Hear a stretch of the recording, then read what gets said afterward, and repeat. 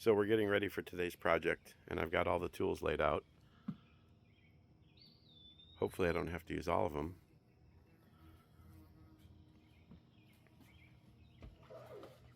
The angle brackets for the rear wall.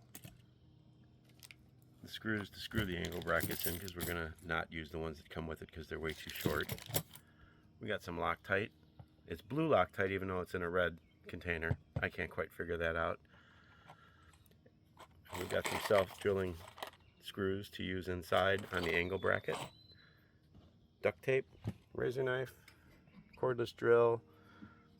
I love these magnetic trays. I get them at Harbor Freight Tool. They're like $4. They're great.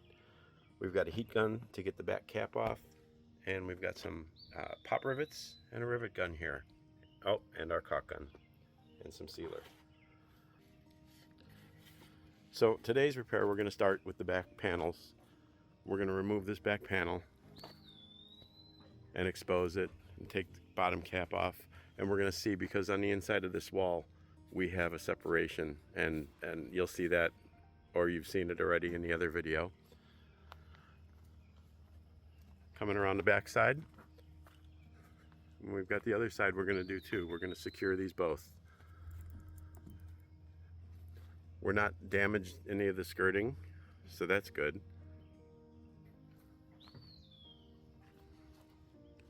So it should go nice and clean. We do have a little bowing here. Not much though. But the caulk seam looks tight, and when we go inside and show you the inside, there's not that much separation there. Back from a 6,000 mile journey to Lake Tahoe, and we noticed that our back wall separated a little bit, and we contacted Alliance, and since we have a 2021, we're a year out of the frame warranty. So Alliance offered to give us 2 hours labor, pay for 2 hours labor, which we declined, and we're going to do the repairs ourselves.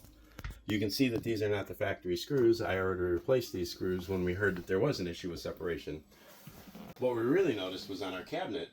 If you look down here, we separated at our cabinet, and that's what really caught our eye and how we realized that this was happening. So now I'm going to take out the screws in the top row and put them on the side for now, and then we're going to move out outside and take the panels off and see what's really happening with that wall. Okay, now we're going to pry the panel off. I'm using just some leather work gloves that I have, and we're going to try to wiggle this out of here. Trying to be careful not to break it. And it's not corner piece. Cut. Try some of this trim up here, so I'm going to use a heat gun for this. Just heat this up a little bit.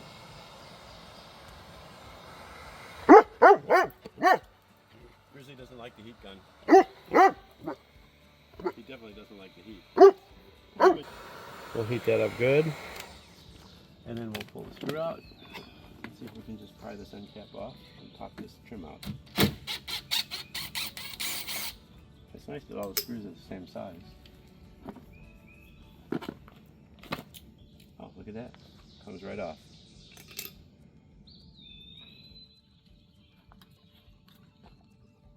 Get this caulk off while we're here.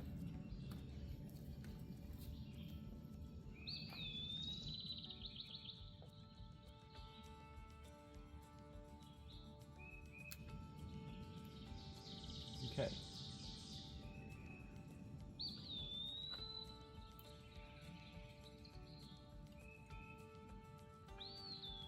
There we go. We just peel it up. We just need to peel it up to here, so we have room to work here. And we'll tuck this away like this. Okay, now we should be able to take the panel off, the skirting. Unplug my heat gun so I don't electrocute myself.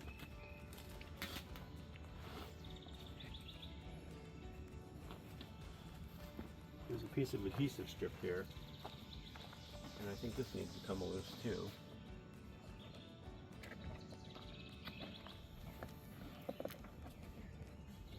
Oh, it's screwed in too.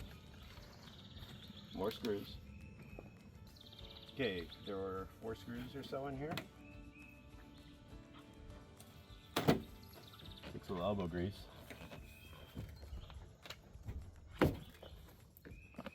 What else could be holding this back?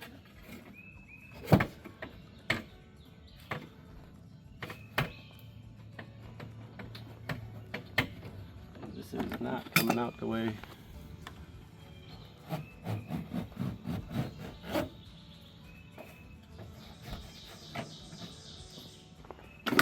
Whoop. Bigfoot.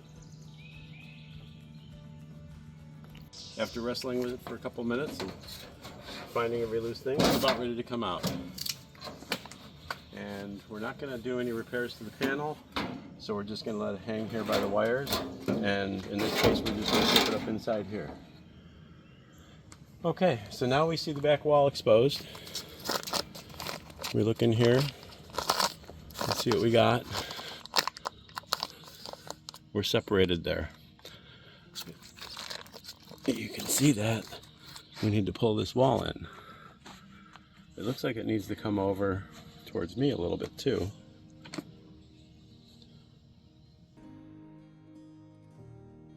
Then, okay, we're going to put our Spax bolt in. I opted not to stuff it with wood, so I'm just going to go ahead and drill through. There we go. That was a 3/16 drill bit, and here's our Spax bolt. I ground off the head so it fits in the channel. Otherwise, if the head has a washer on it, it won't fit inside this channel, so we need this to fit in the channel. And it's a T30 bit, something that you don't usually have in your toolbox. And I'm going to drill this through here.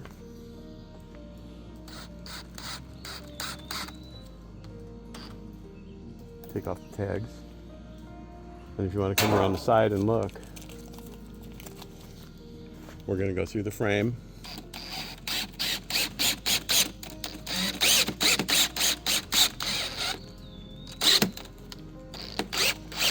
And into the wood subfloor. Okay? All right. We'll cover this up. We're going to put our angle bracket on to secure us. And we'll put it about there.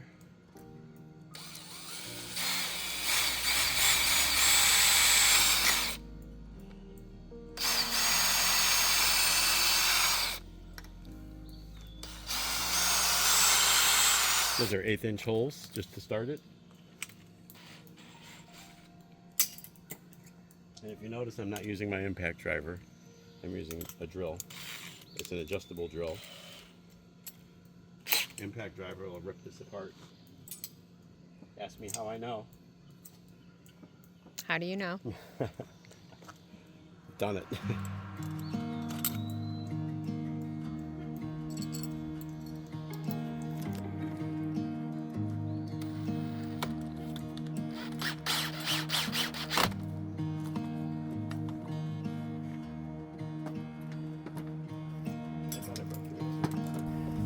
A little disappointed that this didn't get fixed. When we pulled the wall back, we thought for sure that would pull the cabinet in, but it never did. Alliance didn't really have an answer for that, so we're just going to put a little piece of trim or some brown caulk or something there to fix it up. Okay, I've placed screws and rivets with blue thread lock, just like they recommend. There's the rivet there. Along the whole way, every 6 inches. Our outside's secure, the inside's done, and we're going to put the couch back now.